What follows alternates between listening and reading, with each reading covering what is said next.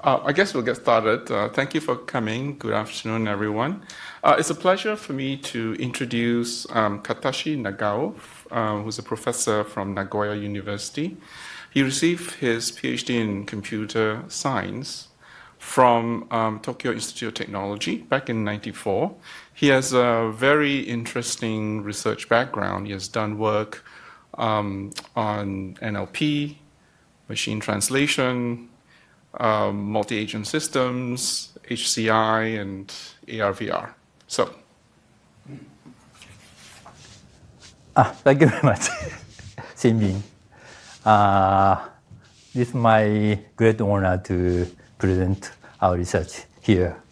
Nice to meet you. My name is Katashi Nagao. I'm from Nagoya University, Japan. Today, I'd like to talk about this topic, building scale VR. That is a new direction of virtual reality system. First of all, I'd like to introduce myself. As he mentioned that I graduated Tokyo Institute of Technology, and my thesis was about natural language processing. After that, I entered the research laboratory of IBM Tokyo. Then I did a project. I engaged in the project of machine translation from English to Japanese. And after that, I moved to Sony Computer Science Laboratory and do some multi-agent, multi-model user interface. That is a human face created, synthetic human face, and talk with that, agent, and natural language conversation. So it is very nice. And this research was introduced at intelligent user interface readings.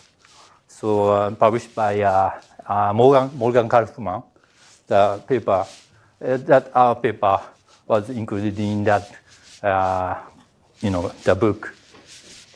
And then I moved back to IBM again and studied conversational robot. And it's not computer graphics, but physical human face and talk with that kind of robot. And then I moved to Nagoya University as associate professor, and I started the project of AI, artificial intelligence in education. That artificial intelligence automatically estimate the ability of students and then advise which kind of subjects that the students should, study. Then I became professor of graduate school of information science, and I studied AI and robotics. And moving, as I will mention in my talk, that we developed a robot, Roomba, with a camera and sensors, and going inside the building and scanning to create a 3D data. And then I studied AR/VR. So I bought a Microsoft MR headset. It is very nice. I think I like it. I also bought a HoloLens, but it's not good. About the building scale VR. Current hot topic of VR is room scale. Room scale is a very innovational. And, but it's still narrow. As you know that room scale, the VR tracking area is very limited to a single room. Yeah, it's good, but still limited. So my proposal is building scale. So I mean that, why bigger? And building scale, in that case, VR play area is extended to the whole building, inside of the whole building. Like this. So we can move around room to room. Anyway, but not just extending the area, tracking area, but also we are planning to mention that I want to emphasize that we should create a data circulation in cyber physical system. So I mean that our system creates a three-dimensional data of real world, and that works for so to know current status, but also using a simulation, based on simulation of virtual world, we can anticipate the future status of that building. So first, capturing the real world data, and then create a virtual world, and manipulating such virtual world, using the simulation. For example, the disaster situation, the fire occurs, then how to do that, how to handle such kind of situation, and thinking and trying in virtual space. Then feedback to the real world, changing layout of interior or something. Then making real world better. In that case, capturing and manipulating and the feedback, then there's a feedback loop like this. So it is called data circulation, real world data circulation. So simulation,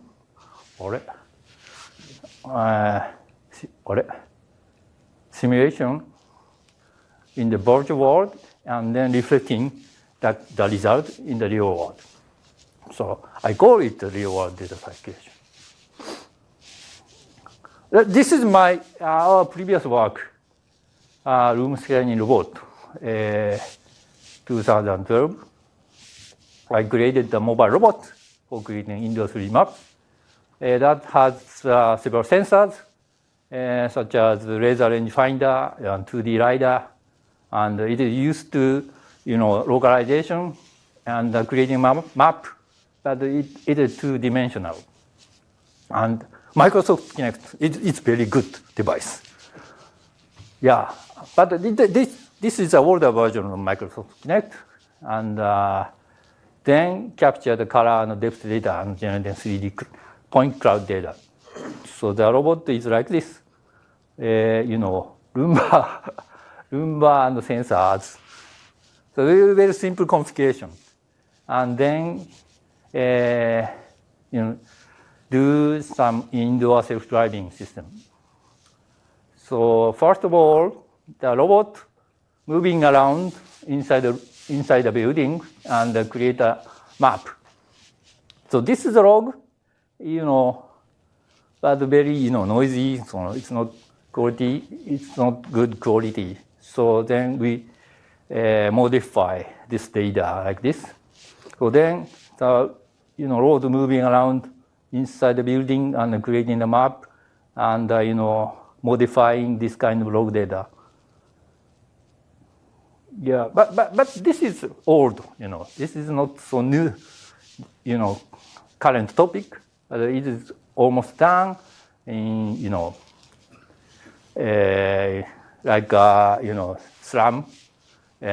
So several software working on SLAM, and it's possible to do that. And then after that, robot or vehicle. We also developed a personal vehicle, and the vehicle can estimate its current position like this. So we developed this kind of personal vehicle, and this is a map. So location is estimated based on the sensor data. Anyway, and then when the user specifies the destination, the robot or vehicle can decide the route, optimal route from a current position to the destination. So current position here, and destination here, and making a route to that, like this. So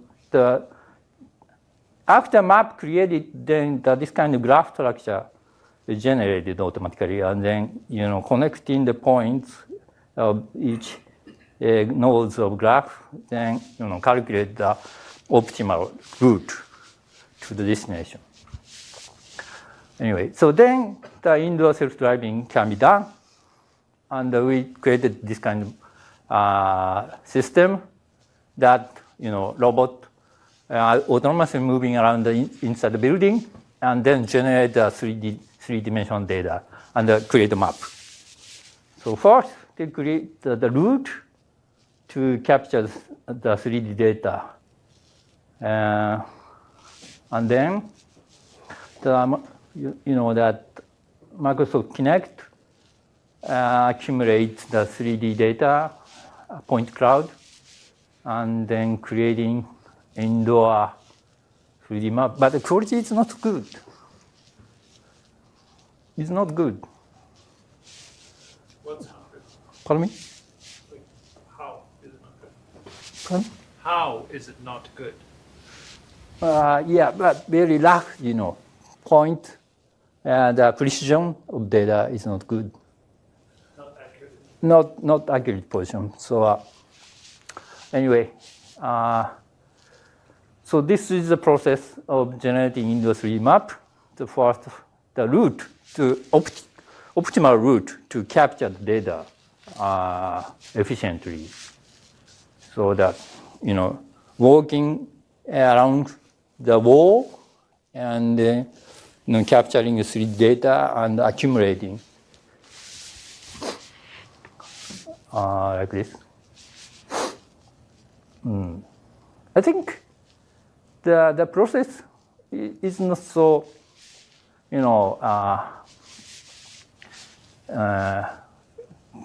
it's not so complicated. I think it's a very natural. And this is the application of using the 3D map. This guy using the tablet, then looking at the building map, and decide the destination. And then this robot, guide that person to that destination. So just follow the person, just follow the robot, then reach to the destination. So it's a very simple application using the 3D map. Okay. So reached. Very simple application. The other application is a vehicle, self-driving personal vehicle. I'm very sorry that the subtitles are written in Japanese, but I think you can easily understand what's going on in this video. So first, pointing the board. This is a supermarket situation, and pointing the board shows that what product they are in, and then going gesture. This is a trigger to start moving, and then reach to the product near the product. Then calling cart. This is a robot cart. Closing to the vehicle, and say something.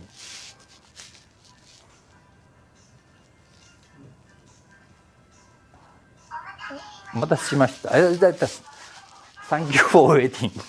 So please put on the product on the top of the robot. Then detect what the product is placed. Then move the other place. Just pointing. And then the robot cart follows the vehicle.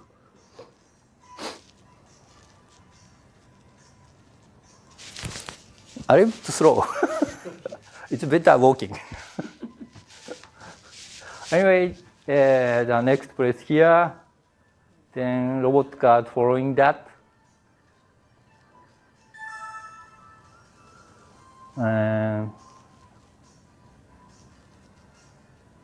I suppose that that user cannot walk himself they have some disability. Then place cup noodle. It's very it's popular in Japan. Cup udon, And this is 3 map, so it is easy to look at where it is now. And vehicle here and the road here. Anyway. How is the follower working? Pardon me? How does the following happen? How? How? Yeah, because the shopping is not yet finished. But so the vehicle and cart are connected peer to peer, So are there any landmarks being sent? Yes. Okay. Then, the automatically calculate the total price of product, and then, electronically, checked out, like Amazon Go, Amazon Go supermarket. I have a question. Pardon me. How is it handling unexpected obstacles in the window? Like, say, some other customer is blocking the path. Yeah. So the cart is first connected with the vehicle. Then, if the cart released connection, so, during the connection, the cart cannot move any other place. So he can move, he can walk. Anyway, that's the connection released. Then, robot going back to the initial position. Then try to connect other vehicle. But I was more asking about unexpected obstacle. Say, like, there's something fall down on the floor that's blocking the path. Then would it dynamically recalibrate? Yeah, that's right.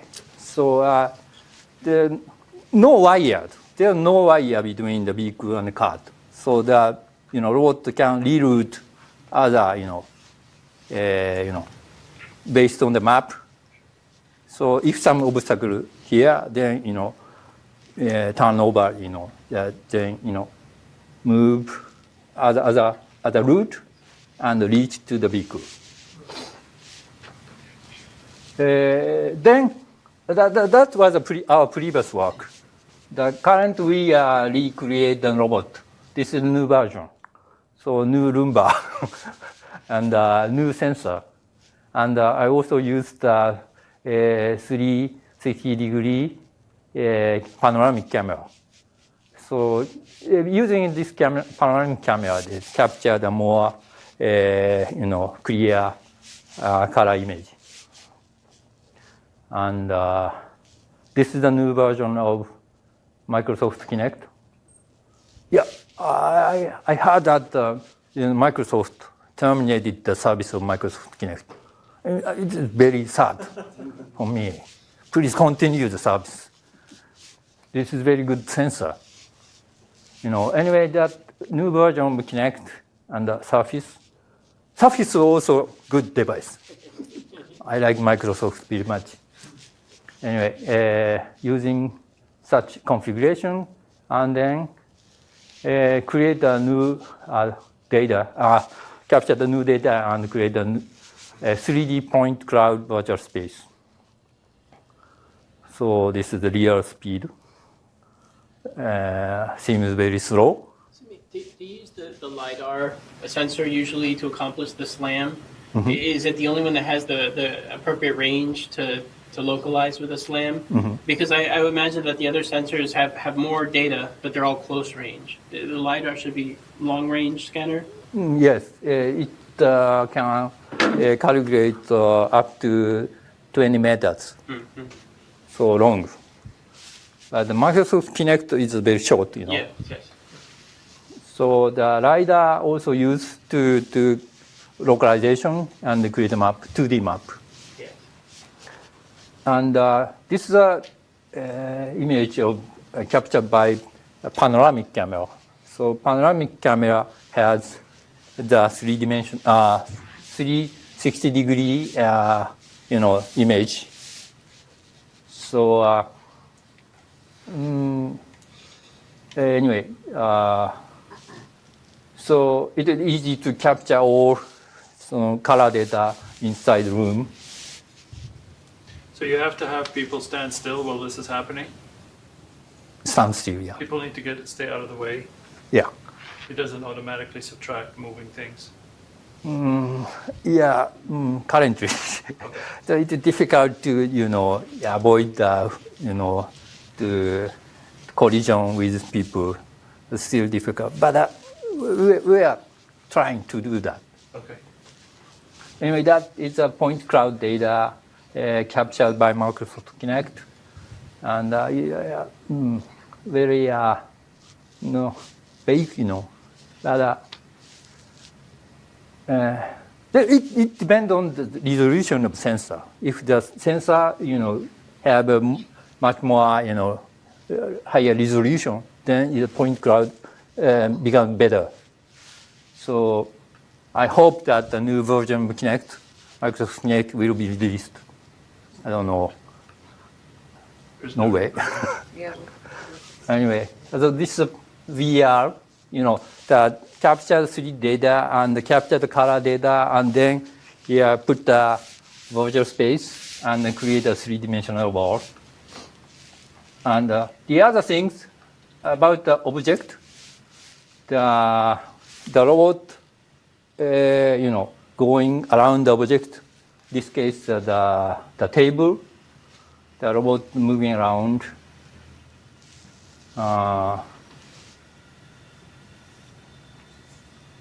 So then create a 3D model of this object. The robot bounces a lot. Pardon me? It bounces a lot. Does it stop and wait for stability before it takes pictures, or Yeah, it's shaking, right? yeah, that's right. It's going to affect the quality, right? Yeah, I think so. But currently, that it's difficult to calibrate the moving things, and so just moving and scanning and capture the data, and after capture the data, then just a little bit. Sorry. Anyway, so this object created based on the 3D data. But this is simple. So how did it know that the table is an isolated object? How does it know that? that is at first the scanning the room, and to detect the object where it is. There are objects, and enough room, enough distance between the two objects. Then robot can move around that object. The robot can decide it. But if the very objects are close, then robot can move between the objects. Then try to scan all of things like this. How is it segmented from the background? Like how is the table separate from, let's say, some other thing in the cloud, in the point cloud? Yeah. So to calculate the distance, so so if there's a far, so background just far from the robot, then remove in the XY the. plane and not in the Z plane? Yes, that's right. Only XY. Only in a horizontal distance, not in a, because it's close to the ground, obviously, right? Mm-hmm. So you ignore this direction and you measure Yeah. distance. Yeah, of course, just position can be estimated, measured. I didn't explain about that. Microsoft Kinect has some view, Sure. range. So then, moving down and up, Sure. I didn't talk about that, but the robot can change the height of sensor. Okay, so now you scan the whole room at a different height. Yeah, Okay. So that's right. Now you have the cloud combined Yeah, together. that's Now, right. How do you know what part of the cloud is the table? You were clicking on the table and moving it, right? Yeah, currently, I gave the robot some hint. Around here, there are the objects. Okay. Yeah, I see the two-dimensional map, and set this area. There the object, but I didn't say that precise position of each object, but just an area. Then going around, then detect some object. Then if there is some room, then going around that object. That's the story. Anyway, after that, the object can be separated from the point cloud. Then in virtual space, the user can move and modify that object. I think I called that kind of 3D object as I call them operation targets. So this is VR gear. We attach some sensors. First,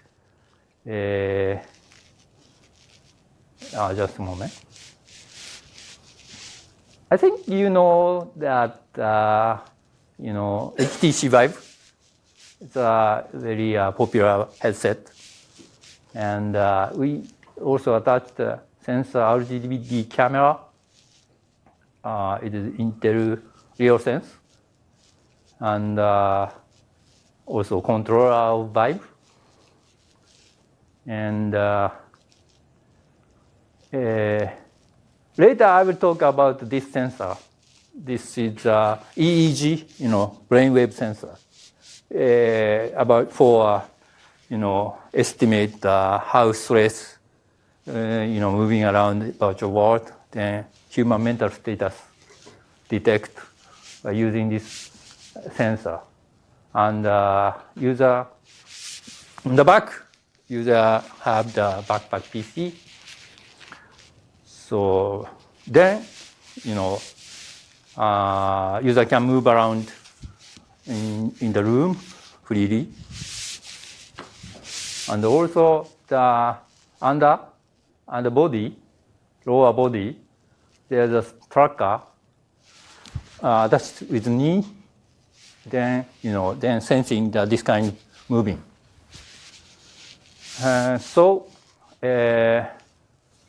User wear VR gears, headset, 3D sensor, controller, brainwave sensor, and backpack PC, and knee trackers. Next topic is to extend the detection, tracking area of VR.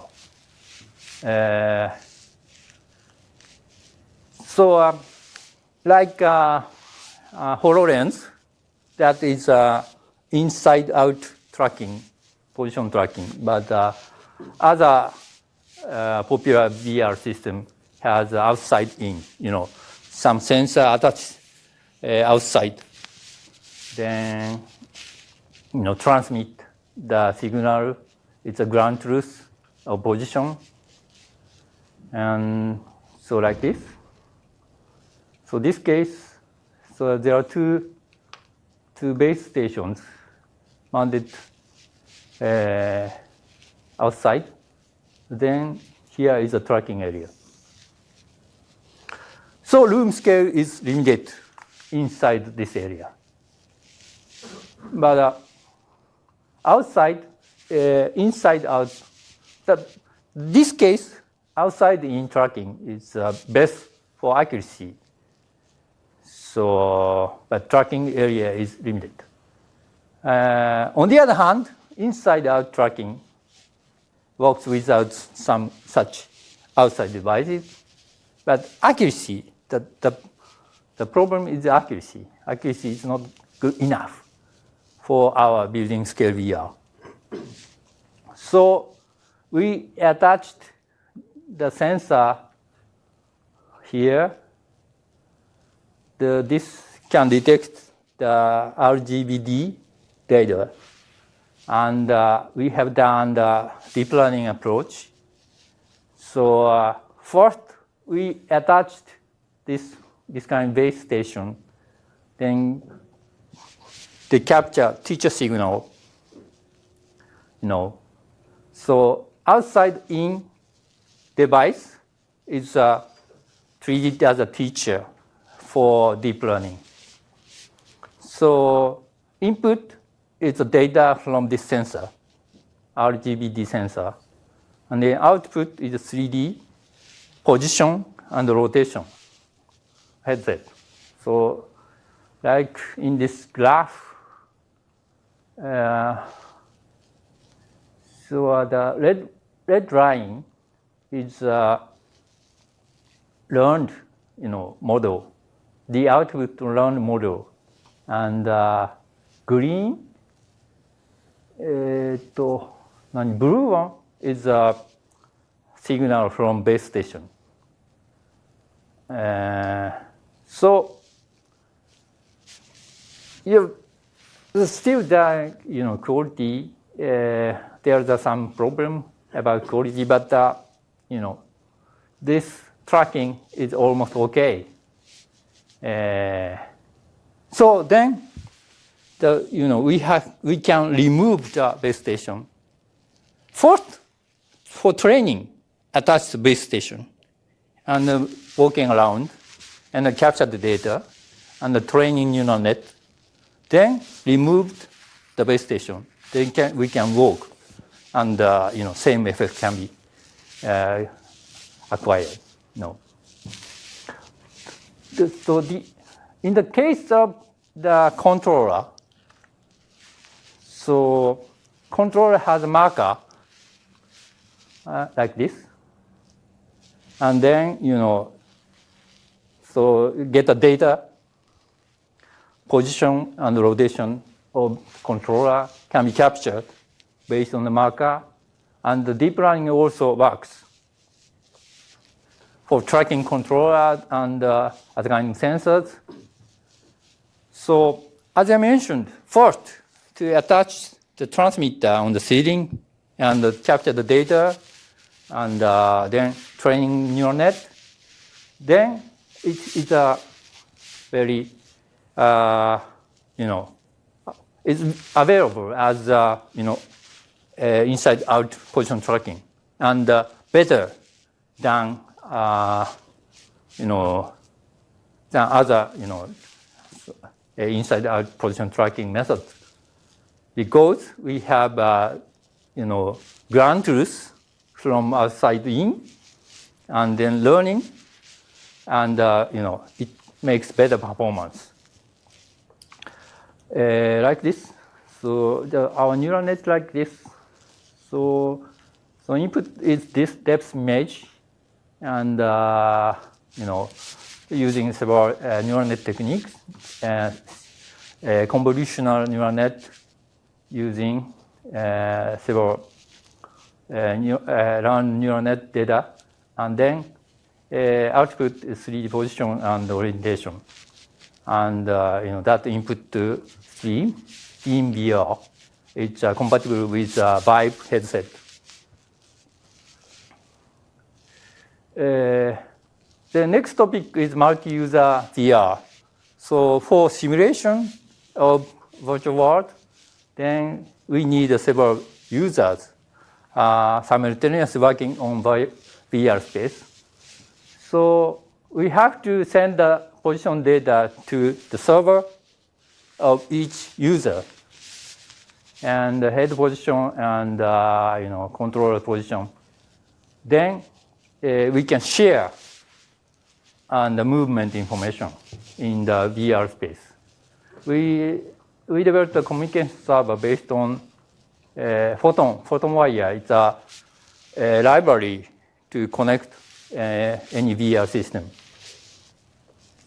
And in this case, people are modeled as a robot in avatar. Very simple. And user can have some, headset for head position, and controller for hand position, and knee tracker is a leg position. then sending such kind of tracking data to the server and share any other users.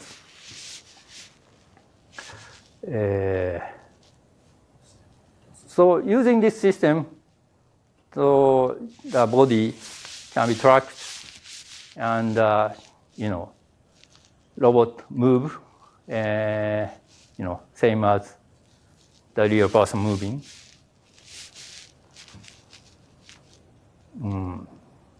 Sometimes a little delay occur.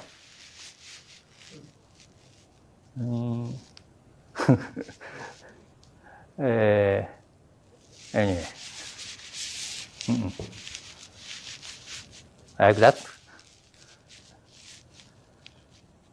So that, if there are several people walking around, then, so that each data can be shared and reflected in virtual space. So, so many people can move in the virtual space. So the pose is based on trained data. Yeah. But you have occlusions due to people which are not in the training. Yes. So won't you cause problems?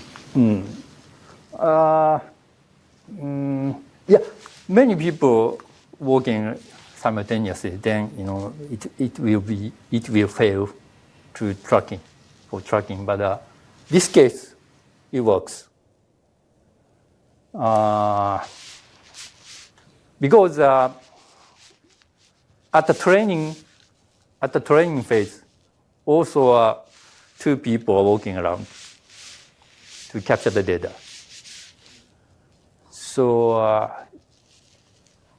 so machine learning method can, consider that sometimes occlusion occur.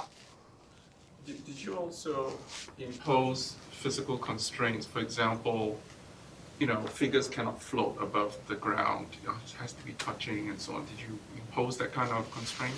Because otherwise, if you're off, it could appear like it's floating a little bit or skating or something. Yeah, currently there are no such kind of constraint, installed in this environment. But maybe if the error will occur, frequently, we have to, improve based on such kind of constraint. Currently, we are not using. But in this case, it works. The other topic is simulation of disaster situation. In this case, the fire. Yeah, very terrible fire occurred in this room. Yeah, very dangerous. Yeah. So, we can make a simulation of, the indoor, the situation of several disaster, fire, earthquake, and flood, and so on. Anyway, then, we can add some visual and audio effect. The headset has also the speaker, headphone. Then the auditory effect can be sent to user. And each object move according to the. This case, there's a low, constraint of physics. So falling down and some impact, then move and shakes and so on. But we have to study about the simulation method. So deformation, if the breakdown and object, and but this case just jumping and falling down and so on, not deformation. But currently we don't have any such kind deformation model, but we have to create such kind of effect, model deformation. So this case, so like evacuation drill in the case of fire, it can be simulated. So this case, so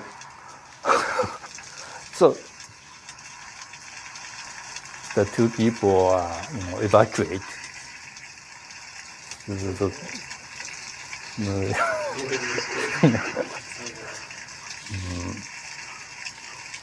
Yeah, they will be dead. So we think that we can simulate a realistic situation in the case of disaster, but real situation we cannot make such kind, training, such kind of experience we cannot realize in real space. But in virtual space, we can do that. And we can simulate any, situation, and we can draw back, after user experience in such a situation. Anyway, we did some small psychophysiological study based on the EEG sensor. As I mentioned, that we also attach EEG sensor, and we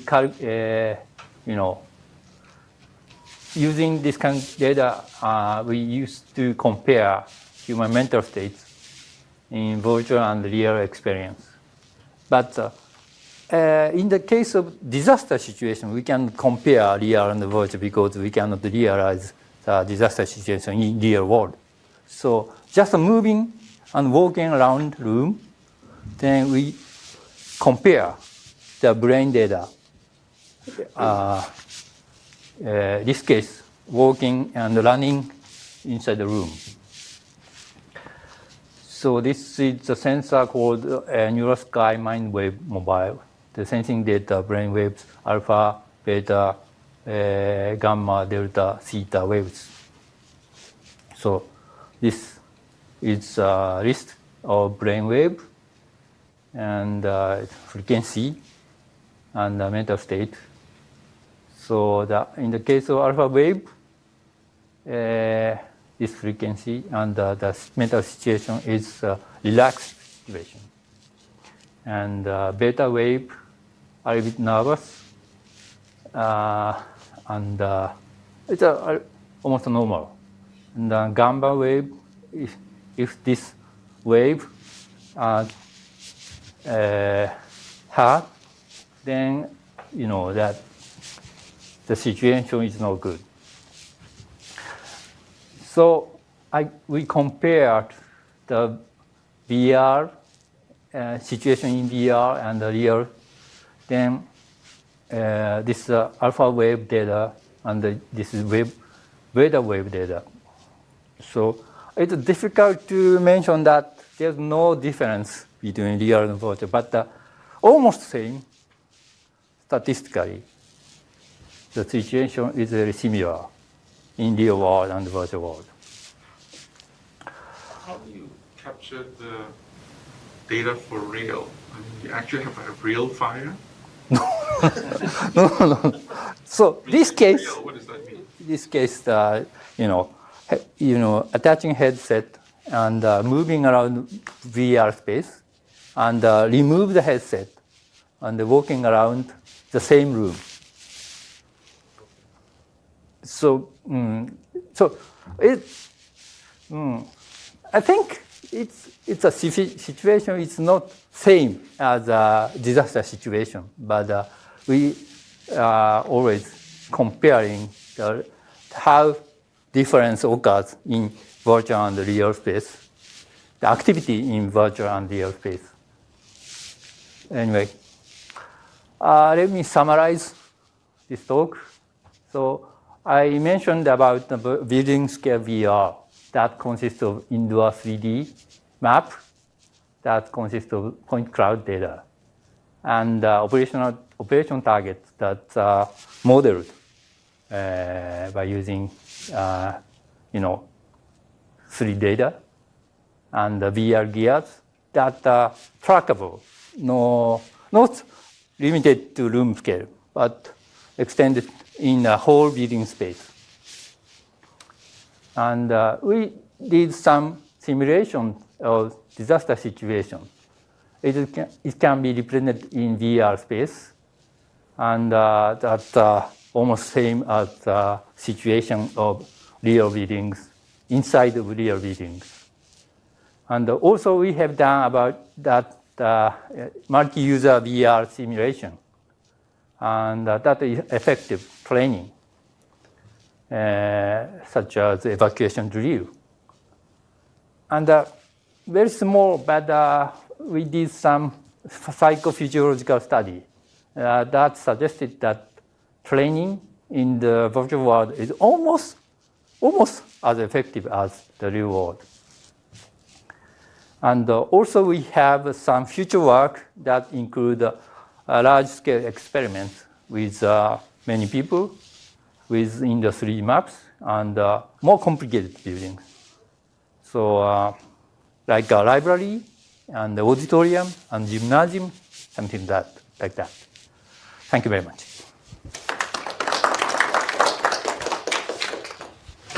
Any other questions? So did you consult experts in fires, like fire departments, about how fires actually, are caused and how people actually behave in fire situations? Not yet, but there are some experts in our laboratory, our university. There is a laboratory for the disaster treatment and something. So I'm planning to consult with that experts. The spatial training data, if you switch from space to space, you have to redo the training for each space with the trackers, correct? Yeah, Okay. that's right. Yeah. But only once. I was wondering for the deformability model that you discussed, if you had thought about automating that process too, where if you would have like the Roomba go to the wall and maybe do like a sonar scanner, something inside to know where the actual beams are for the wall, or to know where the doors are as opposed to the walls, so that you know when it does all go in fire, which parts will be destroyed first, or how the building will collapse, something like that. Yeah, that's very interesting. So the robot doesn't have a sonar sensor. Yeah, so there's another sensor still. Yeah, we need another kind of sensor to detect the material of the wall and something. Thank you very much. Okay, well, you have another question? Yeah, I was wondering, do you have any idea how much more complicated the problem grows as you expand the space? So like if you have a room that's twice as large, is it just twice as much data, or does it scale up like a lot higher? So say how much more difficult would it be to scale this up? Yeah, we think that our method itself is scalable. So if the room bigger, then data is bigger, but the mechanisms are almost same. But the learning time, training time will be much bigger, will become bigger. But I don't know, it's not exponential. Okay. It's a linear. Okay, well, let's thank the speaker once more. Thank you.